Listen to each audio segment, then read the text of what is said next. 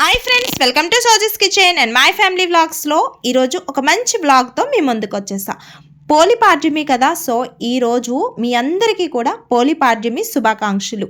నేనైతే ఈరోజు మార్నింగ్ త్వరగా లేచి ఇల్లంతా శుభ్రం చేసుకొని ఇంకా మా తులసమ్మ దగ్గర మంచిగా డెకరేషన్ అయితే పసుపు కుంకుమలతో డెకరేషన్ చేసుకొని కింద పసుపు రాసి ఇంకా వరిపిండితో ముగ్గు వేసుకొని ఈ విధంగా కుంకుమ బొట్టులు అయితే పెట్టుకుంటున్నాను అనమాట.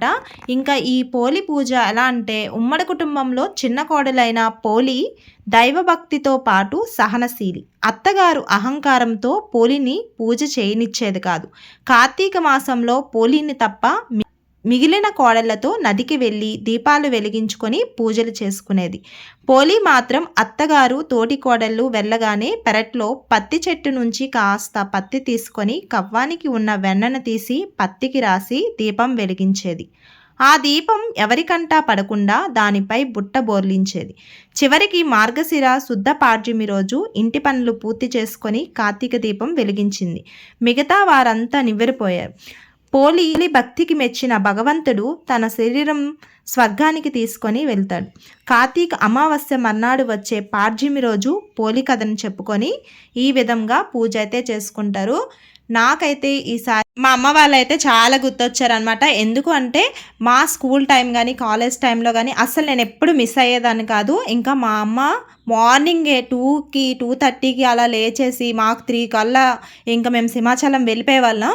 3 o'clockకి అసలు చాలా జనం అనేది ఉండేవారు అనమాట. 2008 నుంచి 2012 వరకు అయితే నేను అస్సలు ఎప్పుడూ మిస్ అవ్వలేదు. ప్రతి కార్తీక మాసంలో కూడా ఇంకా చక్కగా వెళ్ళి కోనేరు దగ్గర దీపాలు అయితే పెట్టేవాళ్ళం. మా స్కూల్ టీచర్స్ కానీ కాలేజ్ నుంచి కనిపించేవారు అనమాట అక్కడ.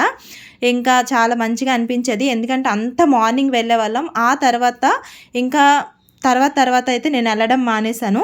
ఇంకా ఈరోజు అయితే మా హస్బెండ్ ఉండుంటే చక్కగా మొన్న కార్తీక పౌర్ణమి రోజు వెళ్ళాను కదా, అక్కడికైతే వెళ్ళి చేసుకునేదాన్ని. ఇప్పుడు ఆ భాగ్యం లేదు కాబట్టి ఎవరైతే నదికి వెళ్ళలేని వాళ్ళు ఉంటారో ఈ విధంగా స్టీల్ పళ్ళెంలో పసుపు కుంకుమ గంధం అక్షింతలు, అలాగే మేము కాశీ వెళ్ళాం కదా, అక్కడ నుంచి తెచ్చుకున్న గంగను కూడా ఇందులో యాడ్ చేసేసి ఇదే గంగగా భావించి ఇందులో అయితే ఇప్పుడైతే వదులుతున్నాం అనమాట. ఎందుకంటే నేను కార్తీక మాసంలో ఎటువంటి నియమాలు పాటించలేదు. ఓన్లీ సోమవారం మాత్రమే టెంపుల్కి అయితే వెళ్ళేదాన్ని తప్ప ప్రతిరోజు ఈ పూజలు చేసుకుంటూ అయితే లేను.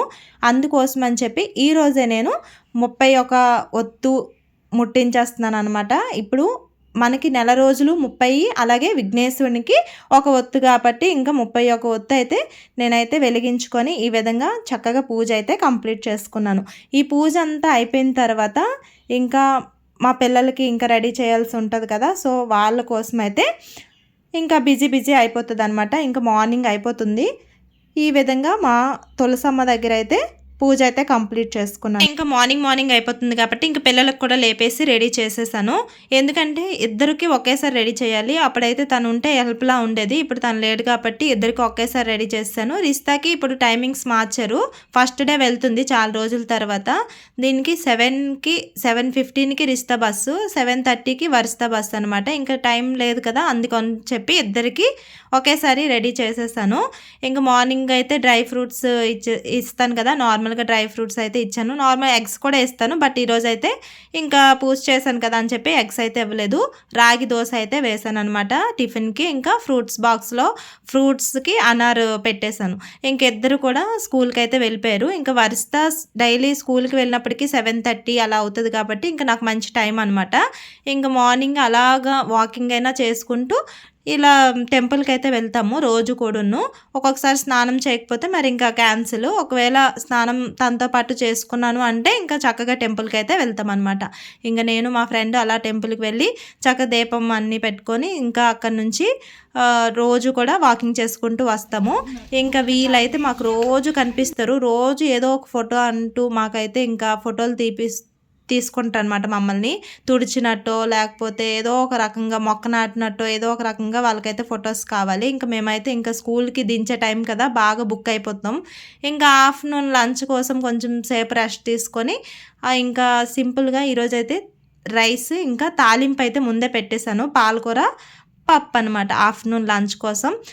ఎందుకంటే పిల్లలకి పప్పు నెక్స్ట్ రైస్ కంపల్సరీ, ఇంకా ఏదో ఒక కర్రీ చేయాలి కదా, అందుకోసం అని చెప్పి కుక్కర్లో ఈ విధంగా పప్పు రైస్ అయిపోయి ఆల్రెడీ తాలింపు పెట్టేశాను కదా, ఇంకా దీనికి తాలింపు కూడా పెట్టవసరం లేదు. సాల్ట్ వేసుకుంటే వేడి వేడి పప్పు తినేవచ్చు. ఇంకా మష్రూమ్ కాజు కర్రీ కూడా చేశాను అనమాట.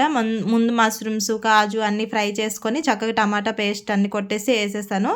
ఇంకా మా పిల్లలు తినగా ఉన్న డ్రై ఫ్రూట్స్ అయితే ఉండిపోయాయి. ఇంకా అవైతే నేను తినేసి ఇంకా మా వరుసని తీసుకురావడానికి అయితే వెళ్ళాను అనమాట. ఇంకా హ్యాపీగా వచ్చిన తర్వాత మా వరిస్త అయితే రోజు దాని సాక్స్లు దాని డ్రెస్సు అదే తీసుకుంటుంది. చక్కగా ఎక్కడున్న వస్తువులు అక్కడ పెట్టేస్తుంది అనమాట. ఇంకా మా రిస్తా వస్తే అన్నీ నేను తీయాలి, కానీ ఇదైతే కొంచెం పర్లేదు. లోపల ఇన్నర్స్ అన్నీ వేసి చక్కగా పంపిస్తాను మార్నింగ్.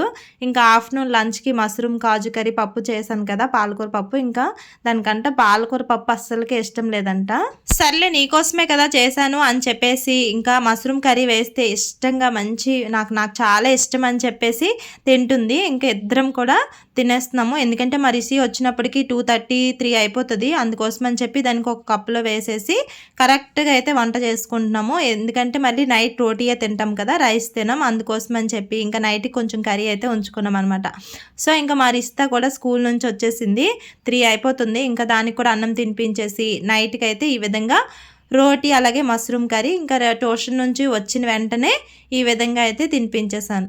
సో మరి మీకు ఈ వీడియో నచ్చిందా? నచ్చితే ఒక లైక్ చేయండి. అలాగే ఎవరైతే సబ్స్క్రైబ్ చేసుకోలేదో సబ్స్క్రైబ్.